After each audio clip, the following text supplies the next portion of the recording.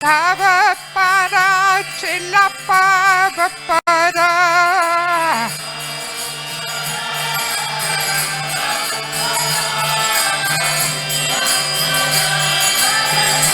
Nitagani ba, Arriba, Nitagani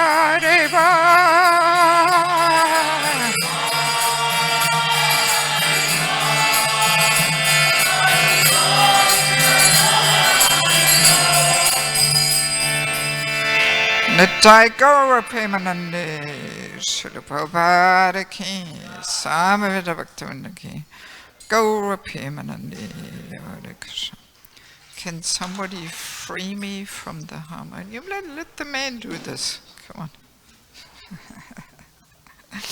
And also, may I ask the ladies to move a little closer? You all hiding there. I'm a personalist. I like to see you and reach you. So yes, please come closer. Thank you so much. Okay, that's better. Yeah, you can even move closer. I need your support. Okay, thank you.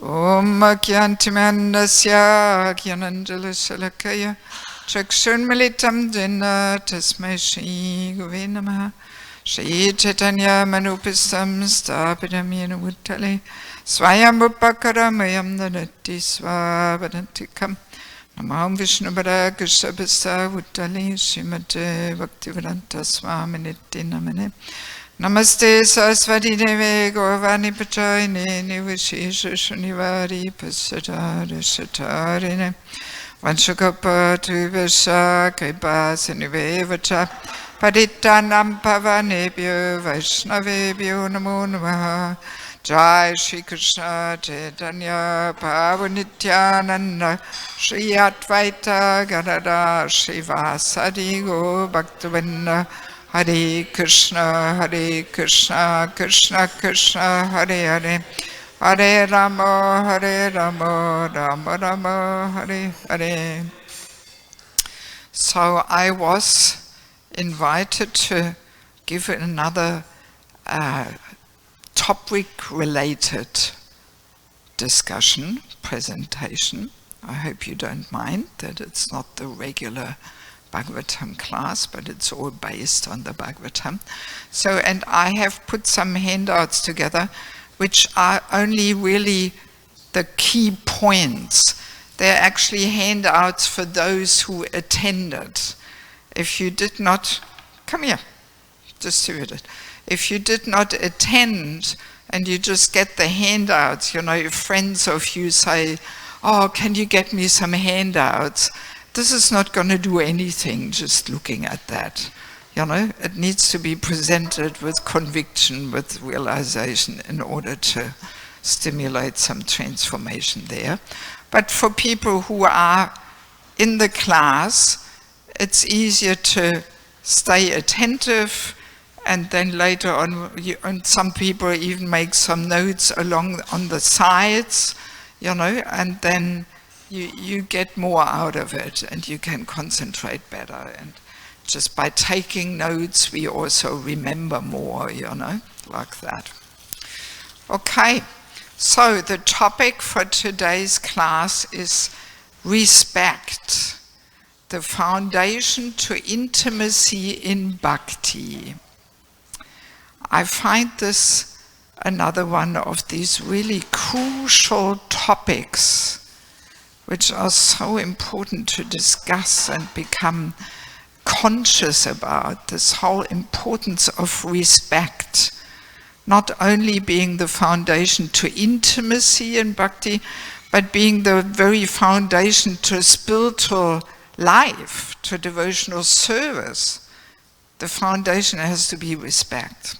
Very crucial topic in this Kali Yuga, where the respect really diminishes like anything. So let us try and explore this a little bit. So let us begin by understanding that actually we can say humility is like a primary quality which we really need to develop. You know, there is actually a statement, humility is a sign of was it bhava or prema? Yeah, definitely bhava, and I think even prema also. So it is a very deep quality which is completely essential. And this primary quality of humility, we can say it manifests in secondary qualities, such as respect, such as tolerance, such as forgiveness, patience. You know, they are all secondary manifestations of this primary quality of humility. So in other words, a humble person will always be respectful, will always be forgiving, will always be tolerant, will always be patient, whereas a proud person will never be these qualities, you know? Yes. So like that we can see how, you know, how it all fits together, you know? And yeah, we can say there is a very superficial understanding around about respecting persons, you know, that yeah, we tend to think we can only respect a person if he is exemplary, right?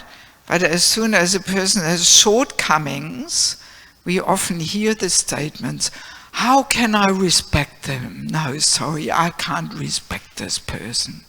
You know, this person has so many shortcomings. How can I respect?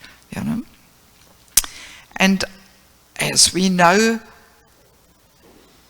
Chinada Pisana, Chinatora Pisana, Amanina Manadena. So we are meant to respect all living entities. You know? Not only a perfect Vaishnava or something, every living entity.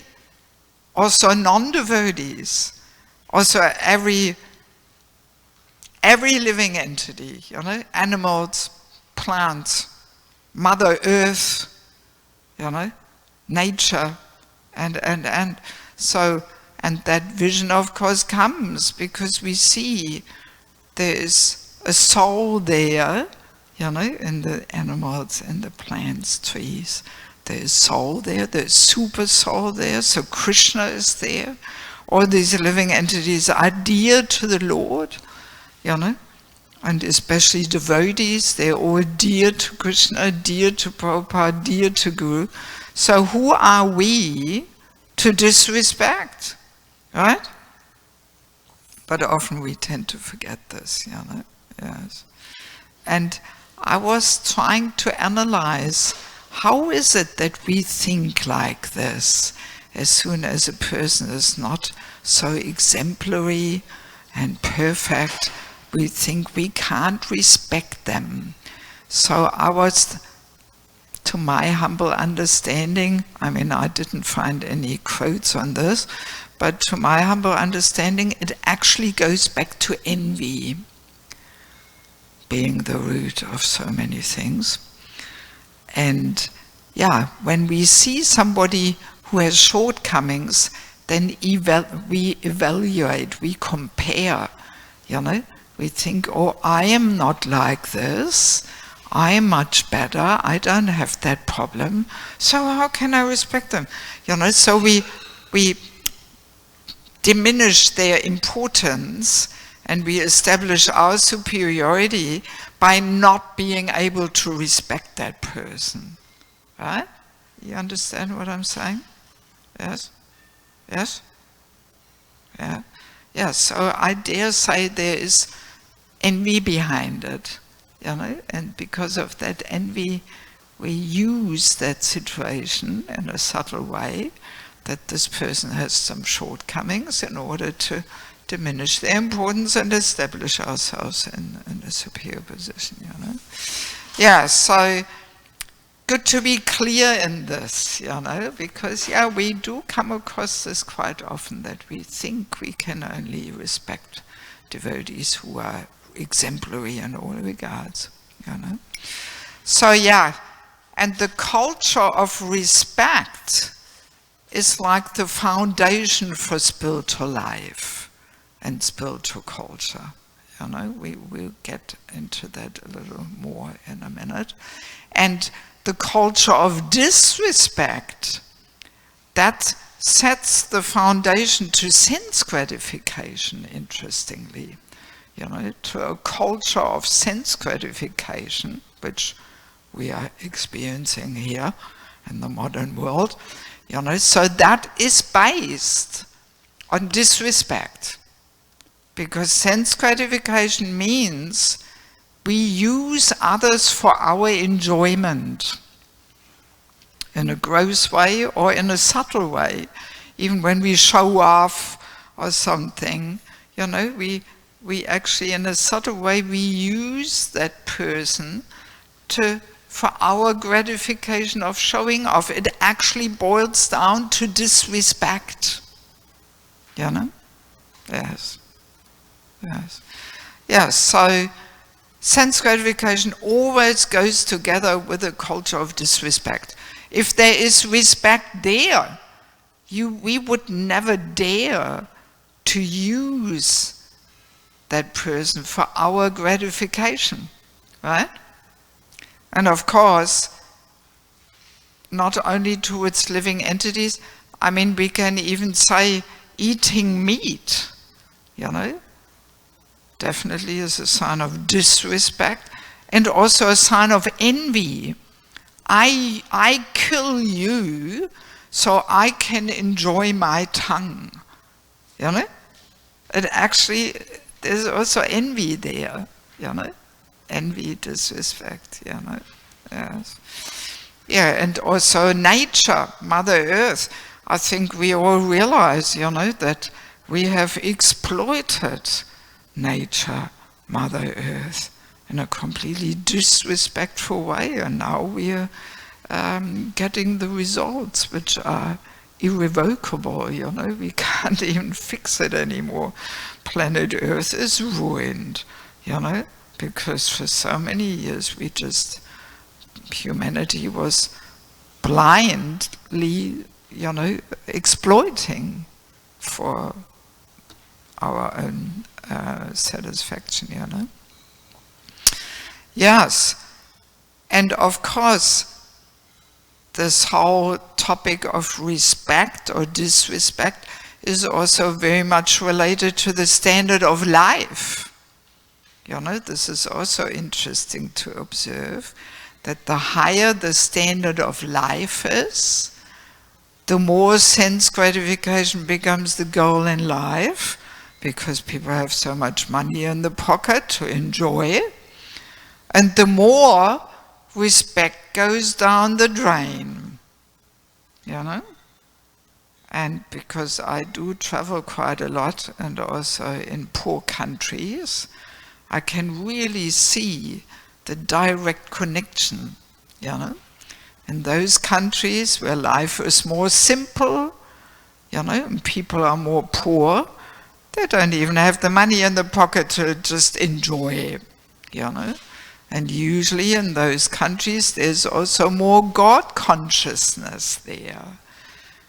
And there is more respect in general in society, You can really observe this. Like as I mentioned last time, before the war started, I was very involved in Ukraine for over 20 years. So Ukraine, very poor country, Even before the war, people lived very simple. I can't remember whether I taught this here. No, I think I didn't. Kharkov is one of my favorite communities. And the former temple president, now he's not temple president anymore, but the former temple president with his family, 2 kids, now he's got 3 kids, they lived so simple, they didn't even have a proper bathroom.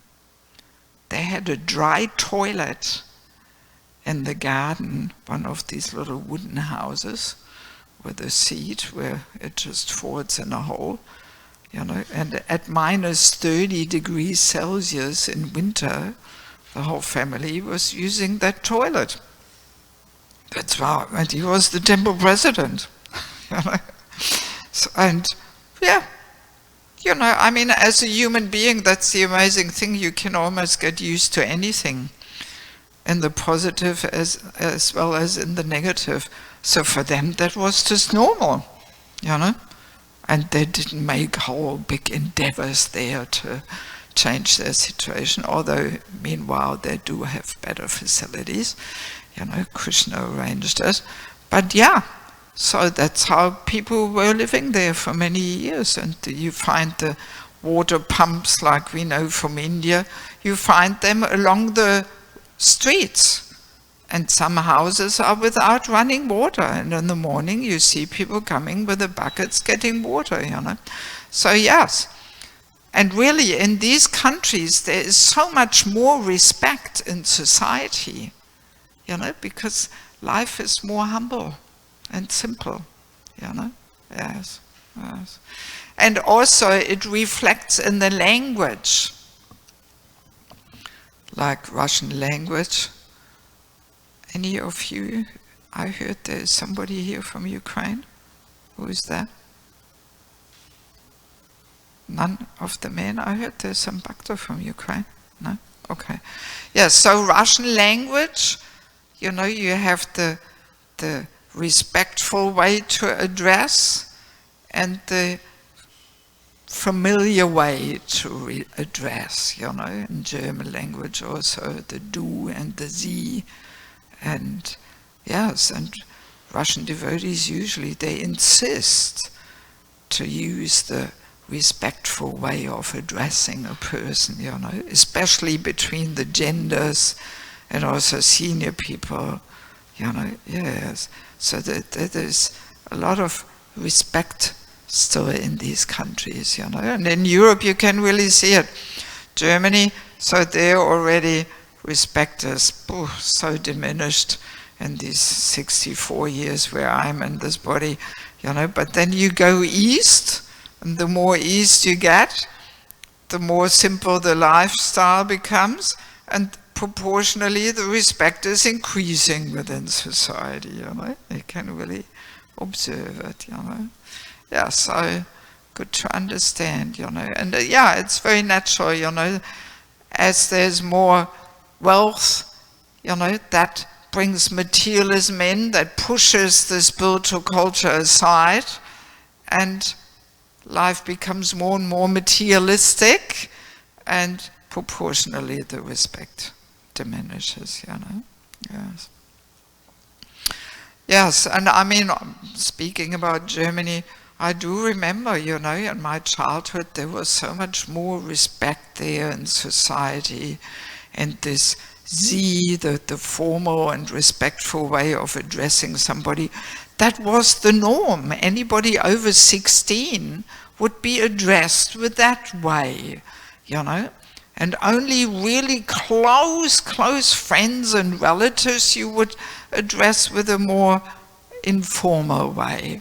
But now, you know, the formal way of addressing is almost kicked out of the language. People don't use it anymore.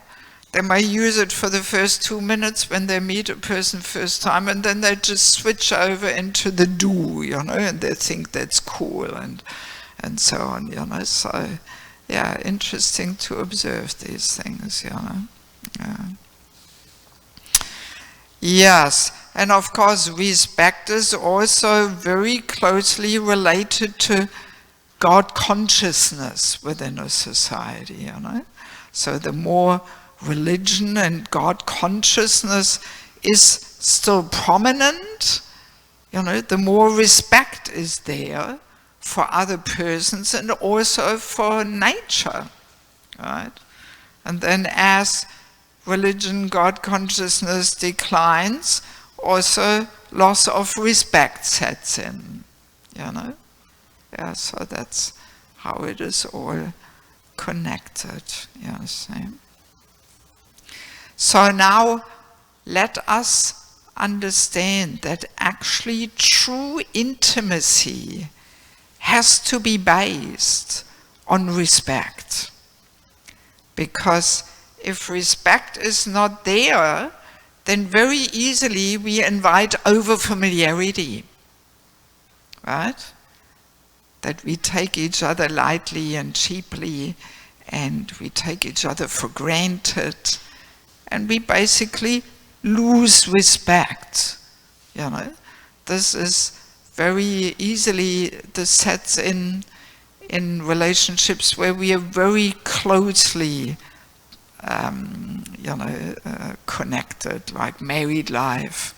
This over-familiarity is one of the big problems, you know, also because of physical intimacy, and then this loss of respect very easily enters, and then, you know, husband and wife may throw all kinds of things at each other's heads, verbally or physically, which they never ever would say to any other devotee, you know. But, it's just my wife, it's just my husband.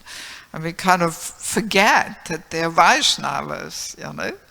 And then we just treat each other, in an offensive way.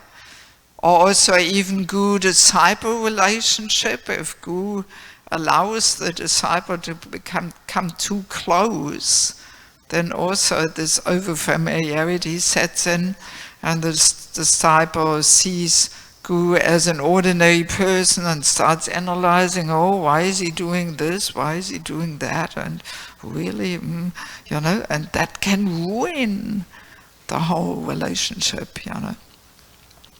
In this regard, there's this funny little episode with Prabhupada. I think it was in Australia, when Prabhupada was going on morning walks, and always there was a whole crowd of people, you know, coming with him, and often he had these interesting discussions, and people were all trying to be close to hear, and then sometimes Prabhupada would stop, you know, and then sometimes devotees would bump into Prabhupada because he would stop so suddenly, and they were all eager to run along there, and then Prabhupada sometimes would say, "Don't come too close." You know, I think Srita Kirti Prabhu tells that story. And he kind of understood it in two ways, you know, physically too close, but also in a subtle way, don't come too close. So that's why Guru keeps us at a good distance, so we don't come too close, because very easily we become over-familiar when we come too close, you know. So I do want to just share one little sentence from one purport, which I did put on your handouts there. This is 3rd Canto, 23rd chapter, verse 2. This is Devaki serving Kadama Muni. And there Prabhupada in the purport makes the statement, "These are two important processes in serving the husband or the Supreme Personality of Godhead. Vishrambena means with intimacy, and Gauravena means with great reverence." So I'm not going to go into the husband or something, you know, serving the husband. I'm simply extricating these two principles, you know, intimacy and reverence, which means respect. So in any relationship of intimacy and closeness, such like husband-wife, or such as Supreme Personality of Godhead, you know, Prabhupada puts it in, even though it's all about Kadama Muni Devaki, but somehow Prabhupada puts in husband or Supreme Personality of Godhead. So I understand this in such a way that any relationship of intimacy, you know, and closeness has to be based on reverence, meaning respect. Right? Yeah, and this is quite an interesting point, because these days we have often this misunderstanding that we think respect is too formal and impersonal, right? And we artificially try to create intimacy in a cheap way by throwing out the respect, right? Yeah, we don't want to pay the price for true intimacy being based on respect, and we just throw the respect out the window, and what we get is over-familiarity, actually. And we think that to be intimacy. Right? You get my point? Yes. This really takes place these days, you know? Yes. That people think, oh, this respect, it's all too formal and impersonal, and oh, we are all equal, and we all try to be all chummy, buddy, and all this, you know? Yeah, but that's not true intimacy. No, that's over-familiarity, you know? Yes.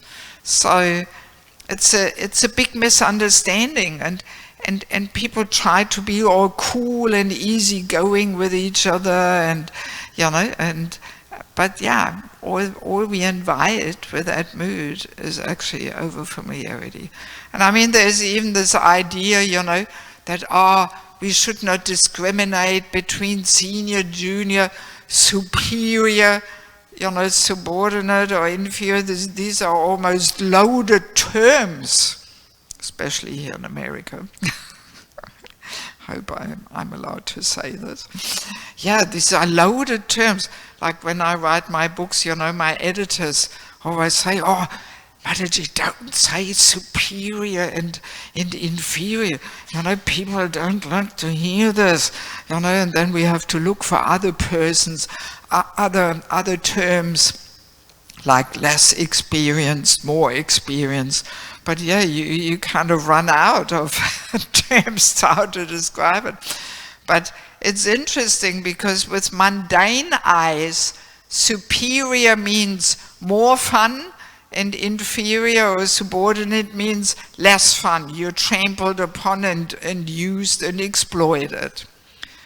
But with spiritual vision, superior means he who gives protection and upliftment.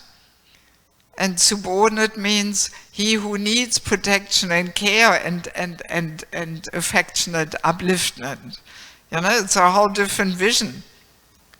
I explain this in connection with hierarchy, you know, how hierarchy, the word hierarchy comes from Greek language. It means divine order. So it's Krishna's divine order, and it indicates who protects whom. I explained this in detail in the Spiritual Culture book, you know. Yes, that's hierarchy. Who protects whom? The higher protects the lower, you know. But when Krishna is removed from the top of the hierarchy, then this divine system for protection turns into a system of exploitation. And then nobody wants to be, you know, subordinate. Everybody wants to be on the top, you know. So, yeah, we are just so conditioned by this mundane vision, you know. Yes, it's so deep, so subtle, we are so conditioned that, yeah, that's why for some people this is triggering them, you know, when they hear superior, inferior, or something like that, you know, but yeah. Yes, in any case, this is the misunderstanding, you know, that, yeah, if we throw out the respect, and we are all equal, and so on. Don't discriminate, higher, lower. No, we are all equal and buddies, and so on. And this even infiltrates the schools too, that the teachers often have this understanding. If I put myself on the level of the pupils and I try to be equal with them, then I can reach them better. But no, let's be clear, in any process of learning, teaching, the teacher has to be higher, and he doesn't use his higher position for enjoyment, but no, he uses it to show the mercy, because mercy flows from high to low, like water. You can't make the water flow up the hill unless you have a pump there or something. No, it flows naturally from higher to lower. So mercy also flows naturally from higher to lower. And therefore, as a teacher or preacher, we have to accept the superior position so we can, let the mercy flow and uplift affectionately people, Yeah, so that has to be clear, Yes, because sometimes even amongst us devotees we think, oh, don't look at me as senior, I'm not senior. No, accept the senior position, but in a humble mood of service, and shower your mercy and affection, And then there's nothing wrong with accepting being senior, Yes. Yeah, but these things are all easily getting lost, due to ignorance, basically, Yes. And we have a whole rule, so many Vaishnava etiquette rules there, how we are cultivating respect, that strictly speaking, let's say we sit in a room and a senior person walks in, we are actually meant to stand up, we are meant to rise from our seats. So, in my school days, 55 years ago or something, we were greeting our teachers like that when they were walking into the classroom. Everybody was standing up, and then the teacher would give us some indication to sit down. Do you still do that in America in the schools? Probably the pupils receive their teachers with their feet on their school bench there, their desk, or ignoring them or something. Yeah, but that's the normal thing actually, Yeah. I know one community in Germany, the temple president is a second generation devotee. And he grew up in Peru actually. And he still cultivates that, so when you walk in the office, he stands up, Hare Krishna Mataji, how can I serve you? And it actually creates a sweet mood. It creates a foundation for affectionate exchanges, Yes, it's sweet. It creates a sweetness, Yes. Or we all know, we are meant to pay obeisances to a devotee when we haven't seen them for a while, not only after Mangaladi, but also privately or when we say goodbye or something, And sometimes also this creeps in that we, the modern, cool, easygoing way of addressing Maharajas or talking about Maharajas is just to drop the title, that we say, oh yes, I'm a disciple of Giriraj. Hey, Giriraj Maharaj, Yeah, I come across this all the time, and I'm always adding, oh, you mean Giriraj Maharaj? For me it's like a knife into the heart when people talk about any Maharaj, especially their guru, Yeah, this is completely inappropriate. And why do we do this? Because there's this subtle pride there that we try to indicate we have this chummy relationship with this person, and we can just be really easygoing and cool, Yes. It is some subtle since gratification, there's some subtle showing off going on there, and that's why we do these things. It's quite a common thing, Yes. Or even when we like to bring attention to ourselves, and show off, actually it's a sign of disrespect there, because again, we use other people around us to show off, So that's why Vaishnav mood is we keep ourselves a little, subdued and not make a whole fuss about ourselves or something, Yes. And I mean, I have learned all these things in Bangladesh, really, because Bangladesh is a place where they still have this Vaishnav culture deeply ingrained in their hearts. And there, even Bangladesh is brahmachari loka. If you ever want to have an amazing experience, come to Bangladesh. You would love it there. Yeah, there is book distribution going on. I introduced the Prabhupada Marathon there. Yeah, I went traveling with them, and wow, it's a different style, but quite amazing, Yes. Vijay Prabhu once came, I invited him. But then when I asked him a second time, he was saying, oh, Bangladesh, so austere. And I was thinking, God, you're brahmachari, what should I say? I'm in a woman's body, But no, but I don't want to, I hope he's not going to hear this. But he had a good time, yes. Yeah, no, people, all the students here really into book distribution. Please come, Prabhu. We'll talk about it afterwards. And you can bring a few brahmacharis along. You'll have a great time, I'll promise you. Yes, but yeah, there's hundreds of brahmacharis in Bangladesh. Hundreds. Just Dhaka temple has 150 brahmacharis and bhaktas. That's just one temple.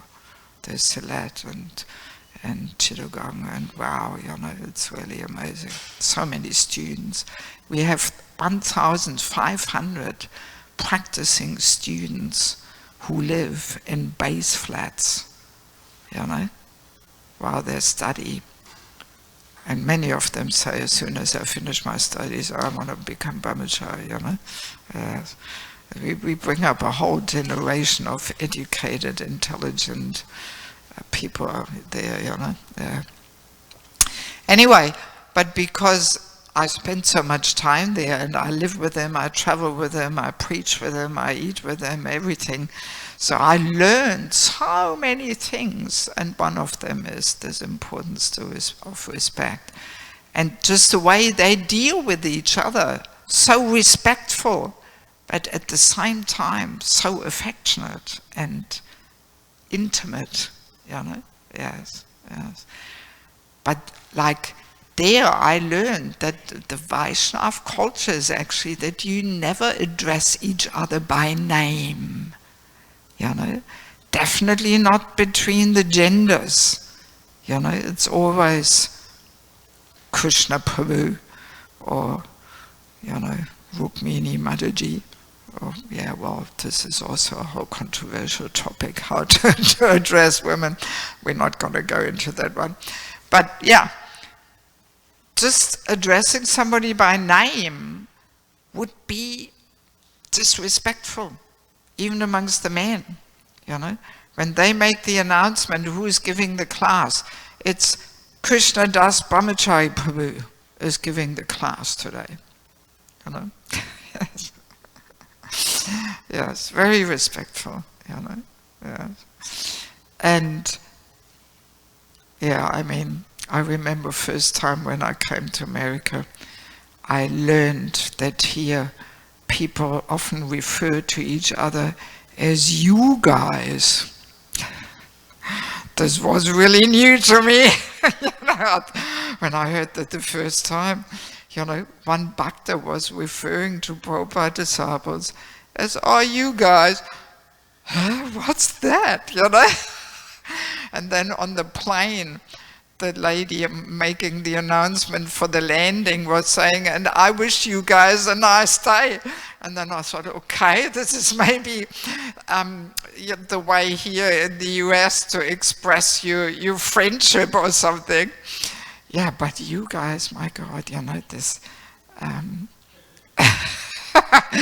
pretty unusual for people coming from other parts of the world, you know. But yeah, where was it? Oh yeah, I was in Kansas City, and I met in Rupanuga Vedic College there.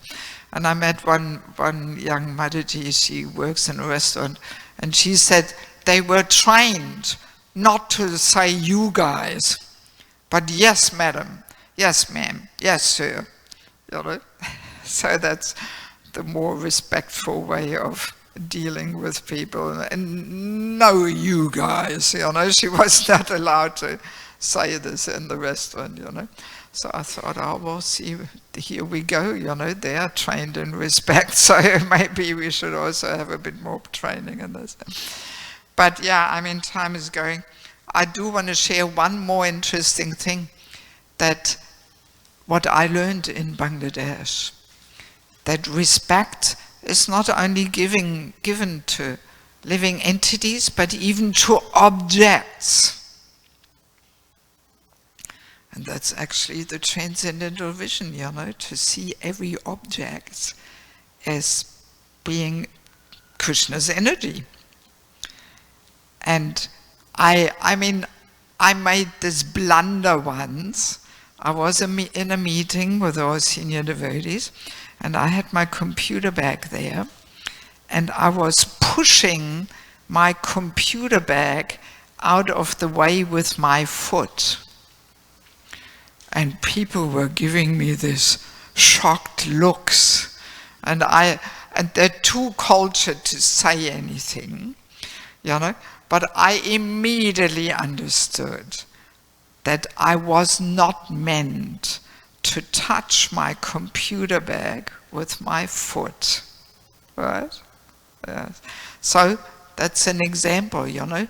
You don't touch anything with your feet which is not meant to be touched with your feet, like the ground or the shoes or whatever, you know. But to touch a computer bag with your foot, if somebody would do this accidentally, they would apologize to the computer bag. Yes. Right? Those who are in Indian body, you understand this. Right? Yes. Yes. But you know, we who don't come from Indian background, we may think this is all pretty weird and fanatic or something, you know. But no, there's so much respect. Ooh, I touched that computer bag, you know. Yes, that's the mood of respect, you know. Yes. Yes, so I learned all these things over more than 20 years, and I'm still learning when I'm there. Almost every visit I do some blunder, you know, coming from the military culture, you know, so yeah, it's a good place to learn these things, you know. And also another thing I have learned there is how respect has to be taught by the parents at the youngest age. And this is also something which we don't know, you know.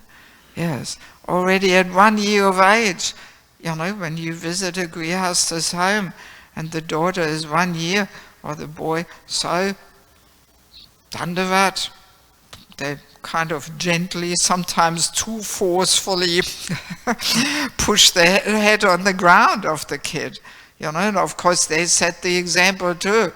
You know, they all hit the dust, you know, and touch the feet, sadhu, you know, like that, from the smallest age.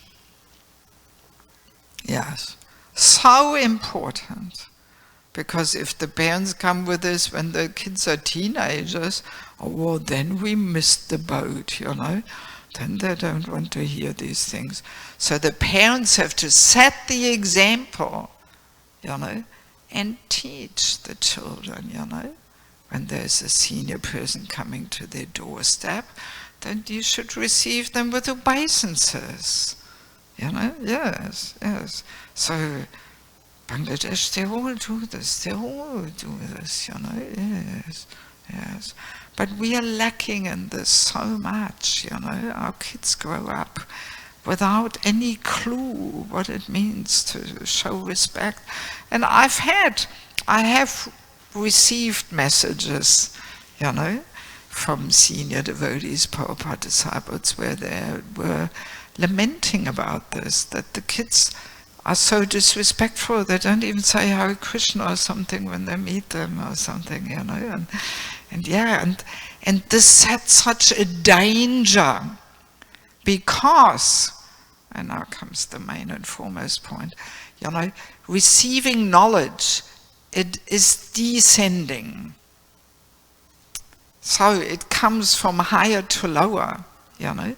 The elders, they have to pass on the knowledge, the values, the standards, you know. Yes. And if there's no respect, then the young generation will not want to hear it. And this is what's going on in a lot of places, you know. Because in materialistic culture, the old people are a burden, you know, get them out of the way. It's now our turn, we enjoy, you know. That's the mood in material life and its culture. Or the elderly people are all put in the nursing homes, hidden in the forest, out of the way. So we are free to enjoy, and we don't have to care for them, you know. So, and this conditioning infiltrates also our spiritual life, because we are surrounded by this. And very easily, that respect has to be there from both sides. The elders have to respect the young generation, you know, as being the future, and they have to reach out to them and sacrifice themselves to uplift them and guide them and share their life experience and realization and knowledge.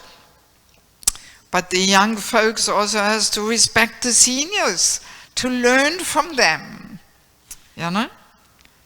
And that sets the very foundation to Krishna consciousness. And if this is not there, then what happens?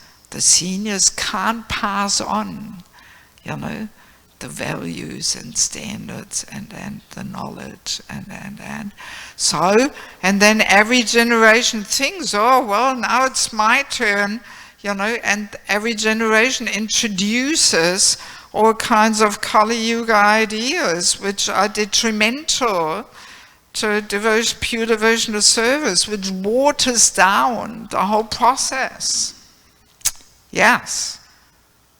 And this is a real concern to me, my God. Yes, I'm sometimes really worried.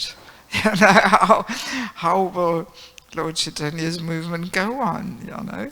Yes, so respect is such an important thing. Without respect, everything goes down the drain. Yes. And in some ways, I mean, I'm sure, you know, those who have been around for longer than 30 years can also maybe see this, that very easily things water down and we lose things and all kinds of Kali Yuga trends come in, you know. Let's be clear. 269 in Bhagavad Gita, what is day to the common person is night to the introspective sage.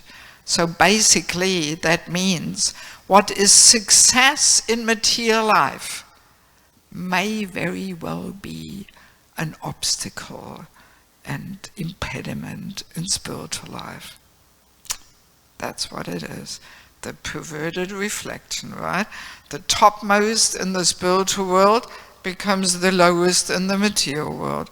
So this is also in regards to our devotional practice and in culture, you know. So what success in material life may very well be the lowest if we want to make spiritual progress.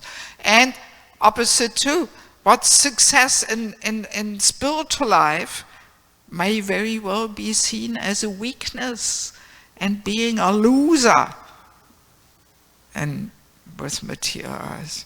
So we have to be clear in this, and very carefully see that we don't invite all kinds of Kali Yuga ideas and trends just because people do it out there.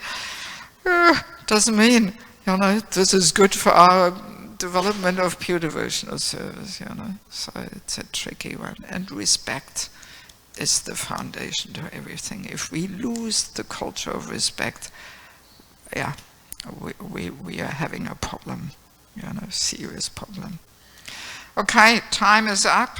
Maybe a couple of minutes for some questions. Yes, Prabhu.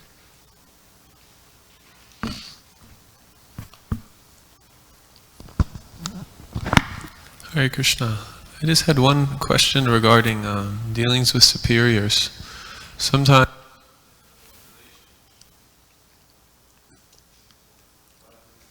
battery is flat.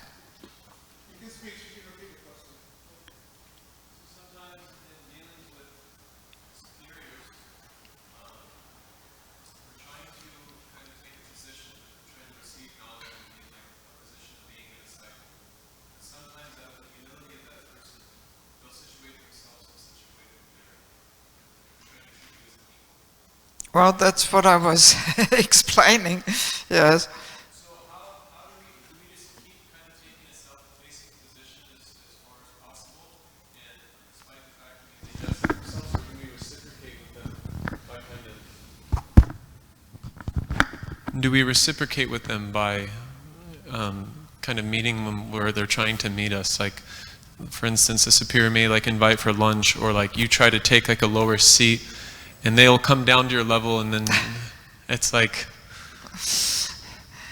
Yeah, best would be if the seniors understand,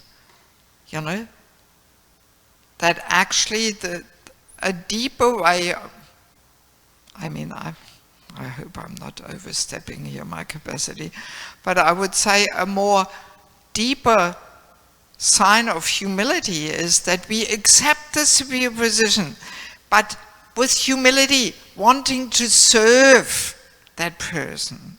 Yes. You look at Prabhupada, he had no problem accepting the superior position, but in humility. He was the humble servant of everybody, but from a superior position. But when it came to his own credit and glorification, there of course he was always passing it on, and he was even saying, "Oh, you, my disciples, Krishna sent you to help me," and all this, So accepting the superior position does not mean that we are not humble. It has to be done with humility. Because also we want to give our devotees the opportunity to follow Vaishnava etiquette and culture.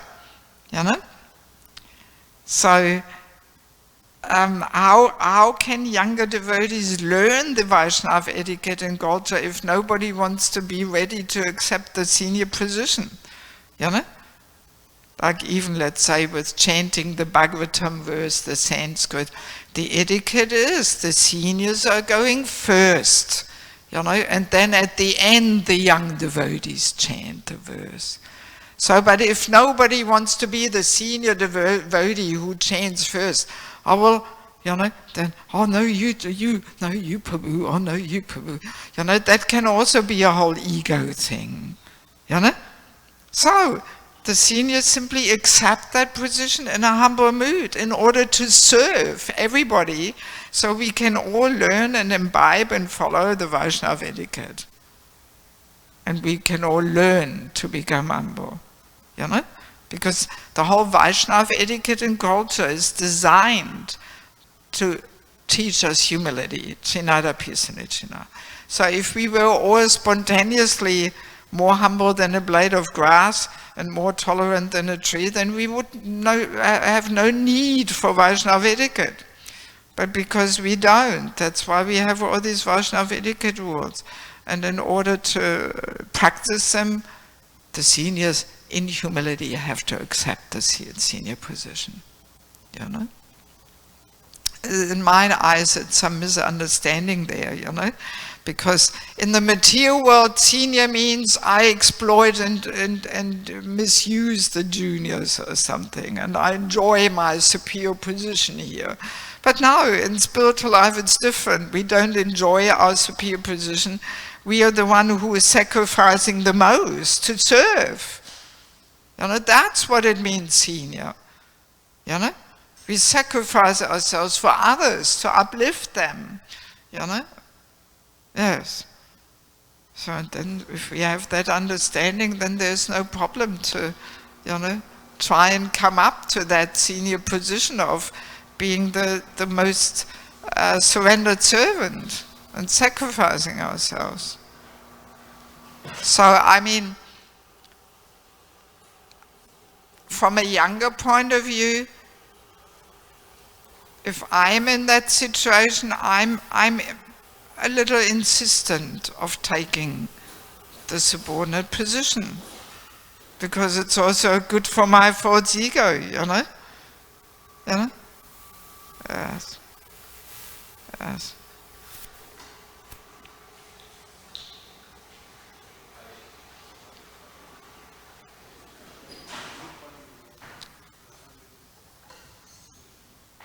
Just ask without mic.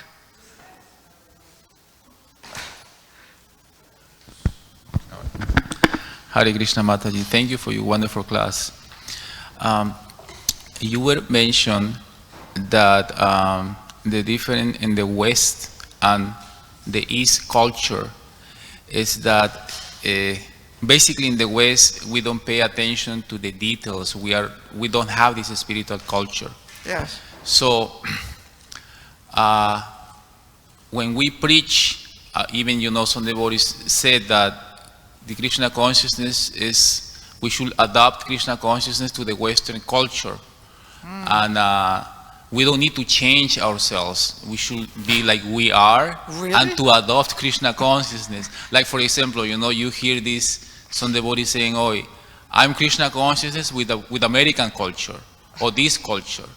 So, but basically, yeah, and there is so many things in that way. My thing is, basically what I understood from your point of view is that actually we should change, yes, culturally speaking, everything from our culture to the Vedic culture. Yes. It's not just Yes. it's not just that we should become chant Hare Krishna, do this, but actually the manners, the details, how we do, how we speak, how we sit, how we do, it's a cultural change. Yes. Can you please elaborate more on this? It's a big topic, and I mean, I hate to get on your nerves, but this book, Spiritual Culture, I bought all these books, yes. It's all about that. It's all about that. The first chapter is all about culture. How does culture develop? What is it promoting? How is it affecting our consciousness? There's fantastic quotes from Prabhupada where he says, I'm not interested in American culture. I want Vrindavan culture. It's all there. And the whole process of bhakti, let's be clear, it is all about transformation. We don't want to stay as we are. We want to transform. We want to transform our tastes, our likes, our dislikes, our patterns of behaviors, our worldview, our very heart. So bhakti can develop there. It's all about transformation. We want to give up the material taste. My God. Yes, yes. Yeah, it's all about transformation.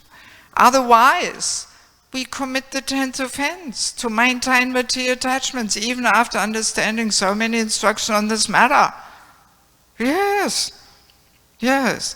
And that goes as subtle as all the false ego, gratifications, when we're hanging on to that and showing off. And, we maintain material attachments even after understanding so many instructions on this matter. We can't even receive the benefit of chanting the holy name if we have that attitude. Yes. But the thing is, because the two cultures are like day and night, that's when we preach. We don't want to confront, a person in materialistic culture with the, night, with the culture of spiritualists. We have to be a little careful. We have to be subtle, in like a needle, out like a plow. So that's how I understand this. There is a famous purport in the Chaitanya Charitamrita where Prabhupada says, what is in one part of the world may not go in the other part of the world. But the way I understand is when we initially preach, we have to be a little careful. That's why Devamrita Maharaj has this loft preaching in Australia and New Zealand, where devotees don't even wear sari, tilak, dhoti, they wear just skirts and bhakta pants and then gradually they cultivate people until they realize, oh, this is the Hare Krishnas here, but then eventually, we want to transform our taste, So this is also what Krishna West has, that confusion a bit too, that, it's one thing, how do we approach people in preaching? Or if we work in an office, of course we may not be able to come with tilak and dhoti there. But the question is, have I transformed my taste?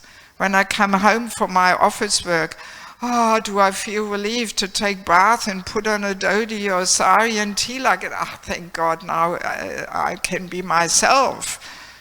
We want to transform our taste. But then a different question is, how do we approach the materialist who is in his day?